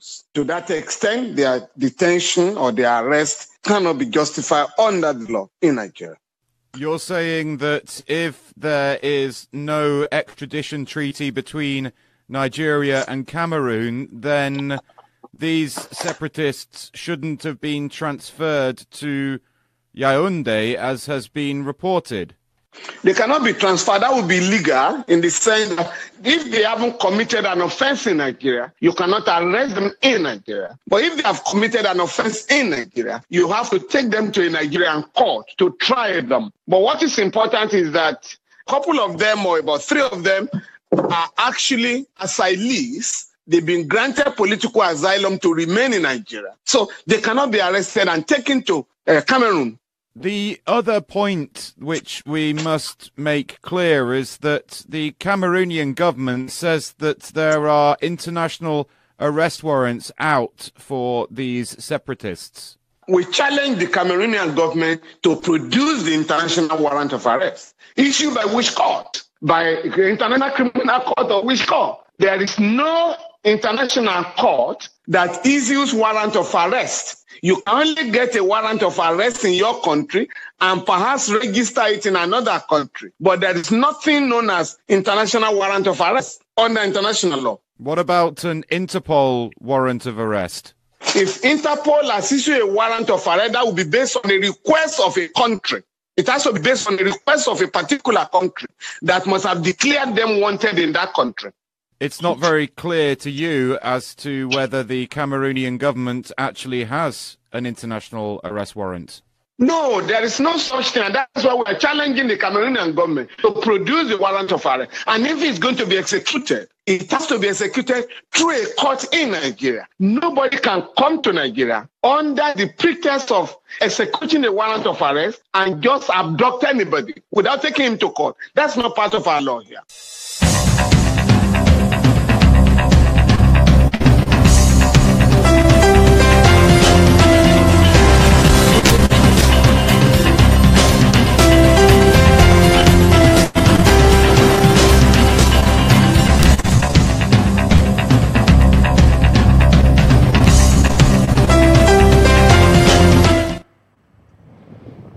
Yes, that is our lead lawyer, Femi Falana in Nigeria. He's one of the top human rights lawyer in Nigeria with a good track record against the Nigerian government on cases of human rights. And our lawyers have assured us, that in Nigeria, the Anglo-Saxon law was sacrosanct. Unlike in Cameroon, where the law is Pobia and Pobia is the law, Nigeria is a different country. And our lawyers have gone all out. They have told international media, they have told the local media of what has happened. And we believe that the Nigerian government will have to pay for this. That is the least that will happen. Yeah, we get very confident. Say our leaders, because people they think that they Yaoundé, and as the lawyer don't talk, it just be very illegal for just carry them go Yaoundé. If you even take an asylum seeker, a refugee for another country, can't go to the country where they run from. It's illegal by international law. So one thing we will be rest assured from our lawyers and say our leaders are still in Nigeria, and we know say there's something cooking behind those doors. We know we put our fingers to where they happen, but somehow something happened behind those doors where in the few days to come we go feel no, because if they actually arrest them. Now arrest them or they want charge for a criminal offense they've already done already according to an Anglo-Saxon system or legal system. So far they never do anything of such, and with one thing say first of all they be embarrassed, say they don't catch them on the track, they be embarrassed, they never know what to do. Nigeria don't put a bad name for herself, and then we tell our people say when they go out to Nigerian embassy tomorrow, may they not take like Nigerian are the enemy. Make them just appeal to the moral conscience of Nigeria government for make sure say they leave our leaders, because those are peace-loving people and their only crime that would be freedom fighters. And we no fit even comprehend our leaders staying behind those doors for any more day or two a week, and because we expect say by now they will not release them. But we know, say, if they never release them, somehow, somewhere, there is something cooking behind those doors where me and you never yet find a house where we will know in the nearest future. Yeah, a legal expert said, right now, the problem with Nigeria should be an embarrassment. It's a problem of embarrassment. They cannot just release them. They need to find not just an excuse. Now, they need to give reasons why they were arrested and why they are being released. So it's Nigeria now, they find themselves between a stone and a rock, because you don't just wake up and arrest a leader of 8 million people without charges. You just kidnap them from the hotel, because that was what happened. You don't just kidnap them, then lock them up, keep them incommunicado without their family, their friends, their people, without letting them to even see their lawyers. I think right now, as one expert said, is that the Nigerian government is frustrated with having to explain why they did it and why they are releasing them. So but it's all going to work. It's working out all good.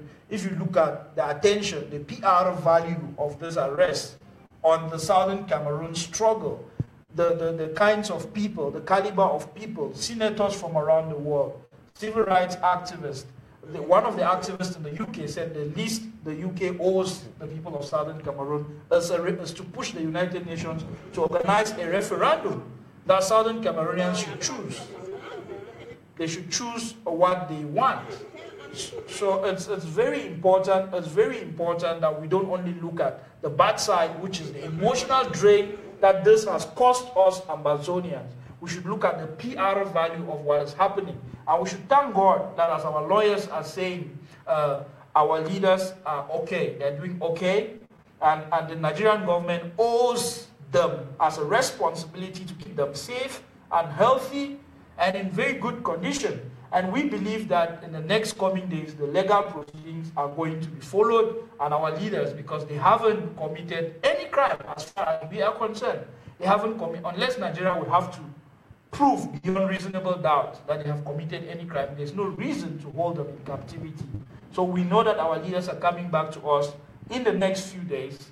So immediately after our show, we'll connect you to what is going on in Washington. Our brothers and sisters in Washington have already started the live demonstrations in front of the Nigerian embassy, asking for the release of our leaders, asking for the Nigerian government to make an official statement. And this will continue in South Africa tomorrow. It's going to continue in other countries across the world. In Geneva, one is planned. In Switzerland, also in the UK, marches are planned. All across Europe, a lot of marches are planned to put Nigeria under pressure. But we must not forget the Twitter campaigns. We must not forget to push these campaigns on Twitter, to tag personalities, high-class personalities, senators,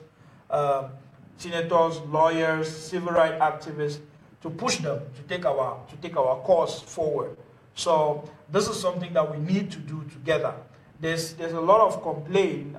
There's a lot of I don't know. A few people, a few voices cried when they took away our leader. Who is going to be the next leader?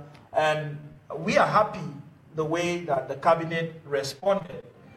Immediately, they made an announcement last night that the cabinet, the vice president, and the cabinet has decided to appoint 3 persons who will take control of the revolution from now going forward, with a mandate to get our leaders released. And these 3 persons will be the head of judiciary, the head of the ethics committee, and the head of the restoration council. So we think that they are already in control. They have called for the rallies around the world, which have already started in Washington, as you see. Immediately after the show, we'll go right into the live coverage of what is happening in Washington, so that you can watch. This should inspire the people across mainland Europe, the people across Africa who are planning their own demonstrations from tomorrow. So this is exactly what is happening in Washington. As you can see, our brothers and sisters, they are one up ahead of us. They are up early. They have started. And we are going to call on the attentions of Nigerians. We need to go beyond these demonstrations. We need to call on our networks, our friends who are Nigerians. People know people who know people. This is the time that we need to call on all those people to come out and stand for justice, to come out and stand for the truth. So this is something that we must do as a collective. This is something that we must do as one person. We must do this to make our leaders proud when they come out, tomorrow. As soon as they come out of detention, they should see these images. They should know how much we stand for them. The risk that they are bearing, they should know when they see all these images that they are not on their own. And we are all in this together, and when one falls, it's everyone that has fallen.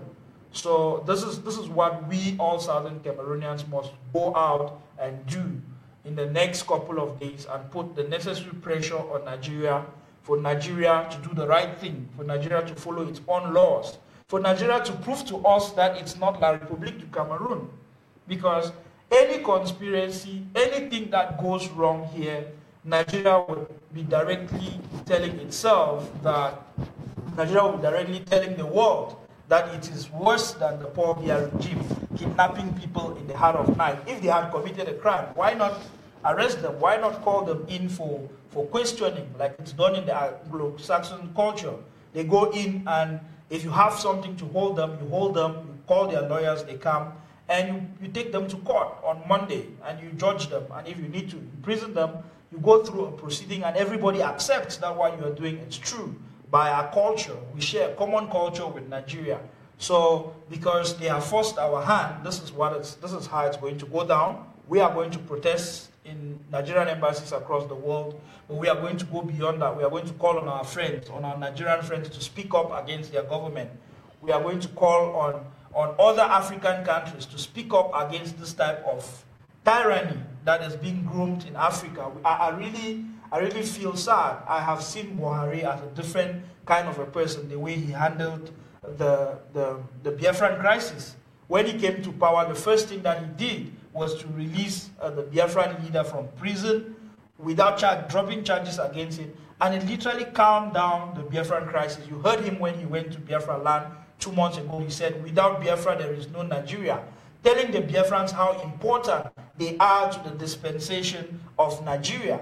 But all Bia and his cohorts have ever told us is how unimportant we are to the Cameroon dispensation. So why not let us go? We are not important to your country. We are a nuisance. Your governors call us dogs.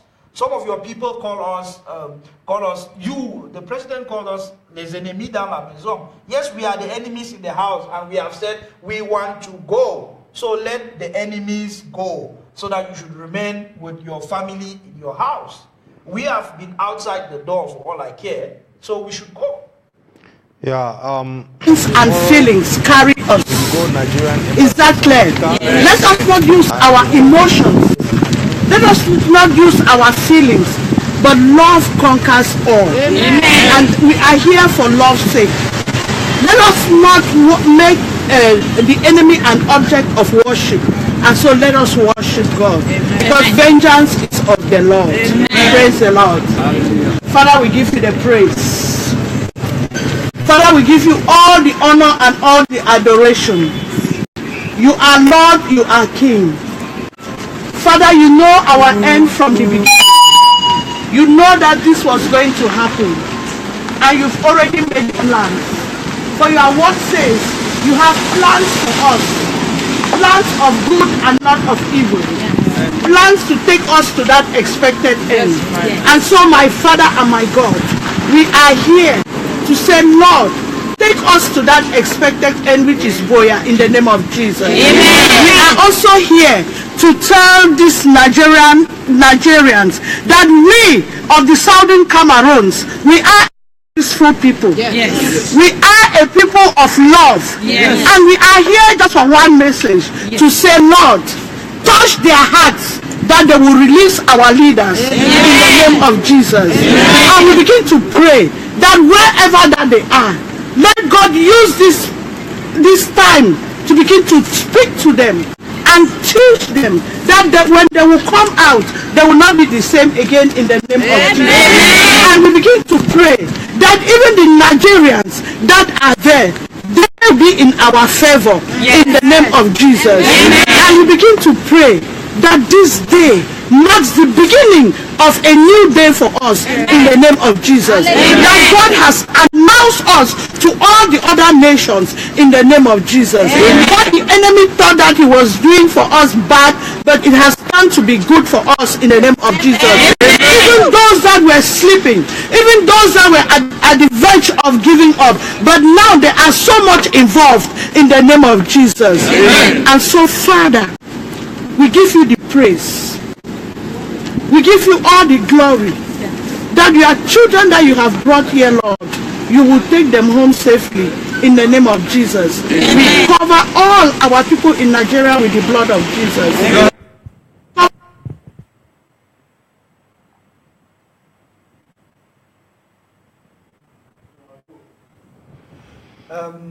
Welcome back. I think across the world, every Ambazonian is on their knees praying, which is our culture. It's something that has become part of us, that we pray to God Almighty when we are in trouble. But we also are people who pray to God Almighty when we are not in trouble. We pray to God to show our gratefulness for Him to have sustained the struggle up to this moment. And we should continuously be in prayer, because our leaders are prayer warriors. We are talking about Patasan, who has led the struggle throughout in prayer. You know, he is a warrior, a fierce warrior in battle, and his armor has always been prayer.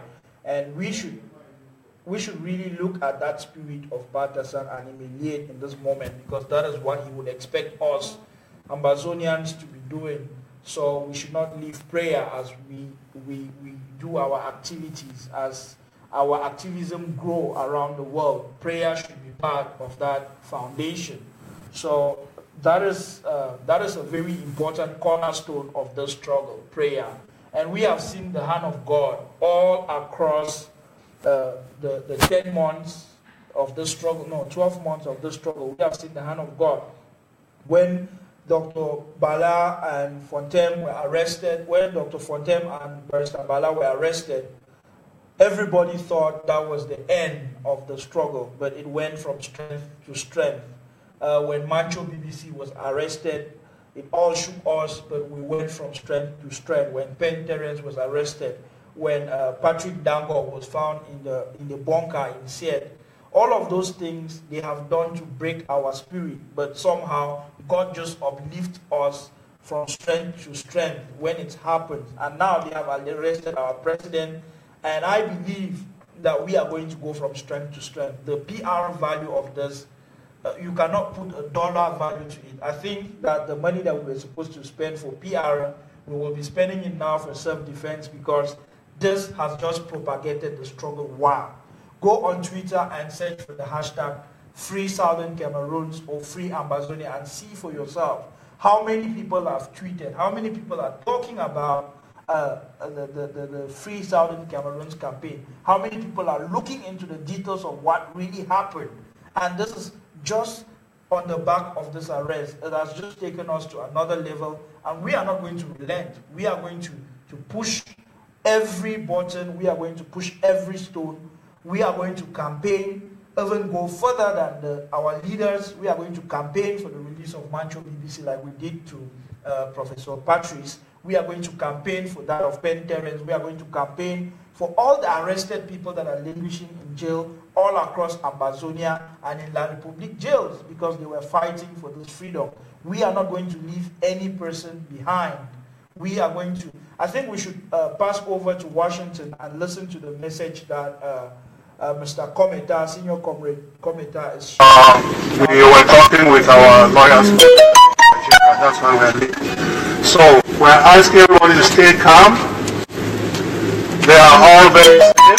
Nothing is going to happen to them. They're in Nigeria. We know the fake media have already said they're in Cameroon.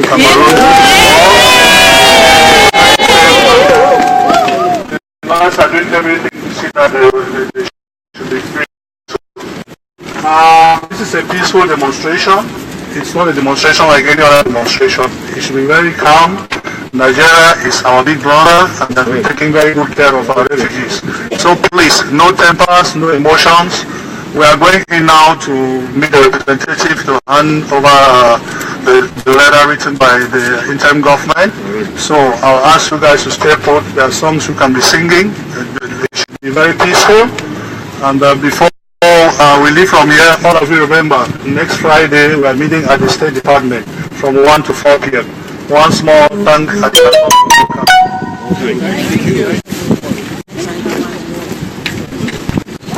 Ambazonia is rising, rising, rising. Ambazonia rising. We are not going to stop. We are going to keep on carrying out this campaign across the world until Ambazonia is free, until the world listens to us, until the world comes to us and solve our problem.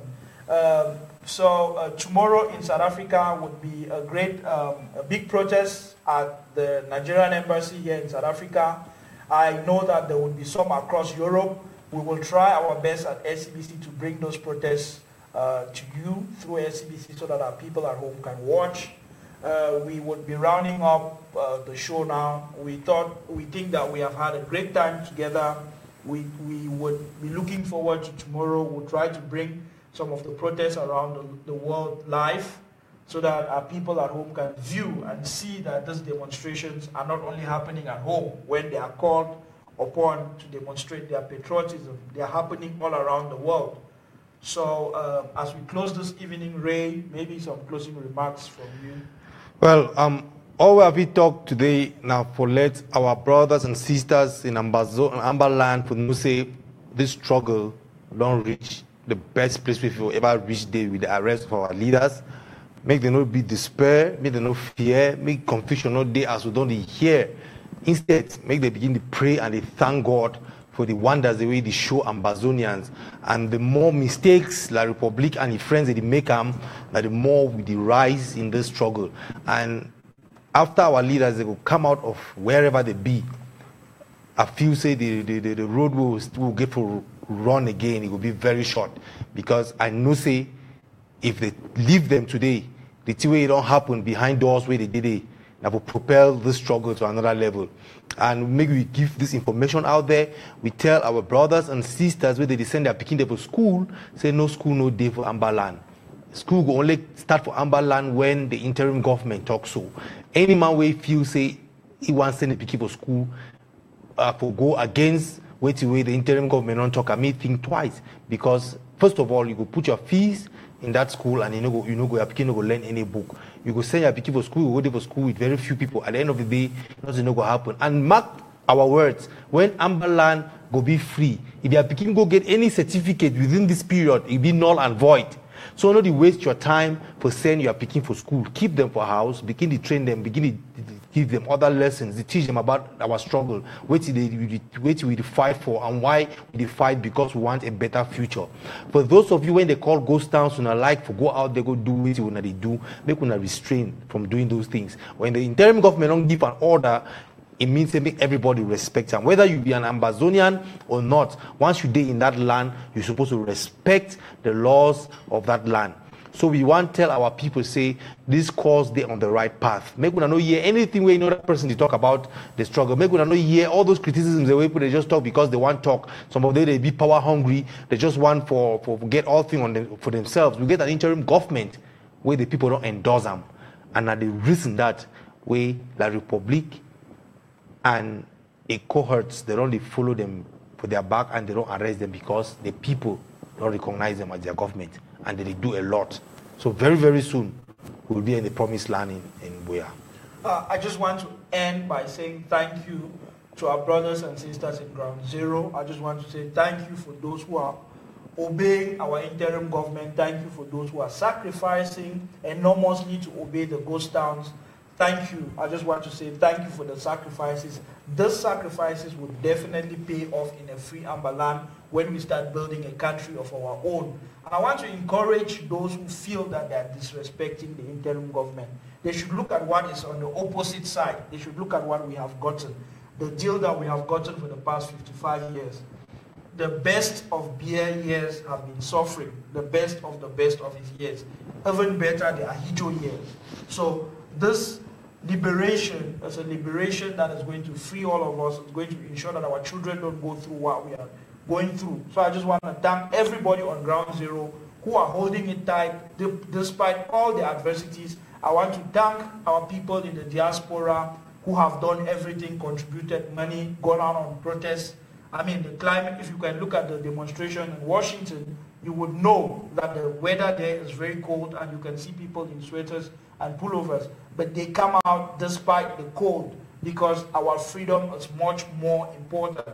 This is the spirit that all of us Ambazonians must carry this 2018. We must rekindle what we started in the first half of 2017 when we took the revolution to another level. We all are going to get to Buea, and for us to get to Buea, we need to give it that one last push. Thank you so much for watching Amba Perspective. We will end here, but we will move right on to join the protest in Washington so that our people at home can see what our brothers and sisters abroad are also doing to ensure that the struggle remains, firing as it's been firing. Thank you. Thank you, and see you on Saturday.